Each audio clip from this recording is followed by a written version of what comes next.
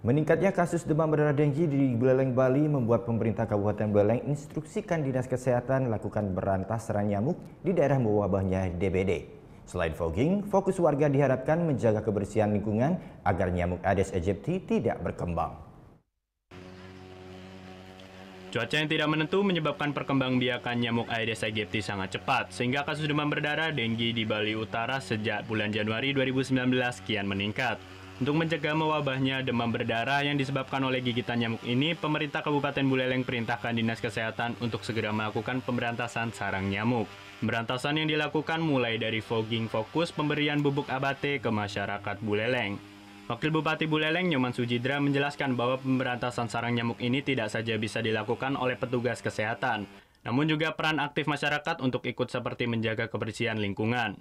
Minggu lalu kami sudah menyampaikan kepada seluruh jajaran Dinas Kesehatan, kemudian jajaran yang terkait juga dengan lingkungan hidup, agar mulai mengajak masyarakat untuk membersihkan lingkungannya.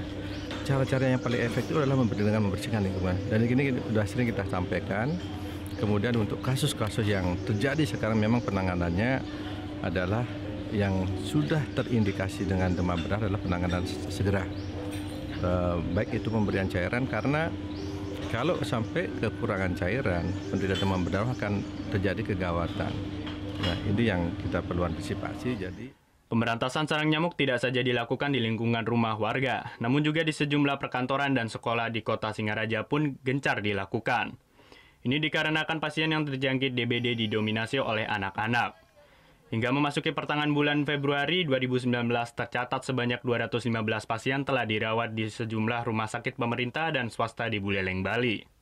Beruntung laporan adanya korban jiwa akibat demam berdarah denggi tidak ada.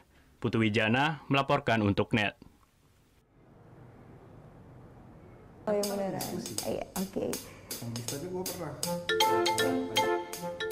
Nah, udah kan nonton beritanya? Jangan lupa di-subscribe, di-like, dan juga di-komen ya akun YouTube dari Net Bali. Terima kasih udah subscribe. Yang belum, jangan sampai lupa. Di sebelah sini nih.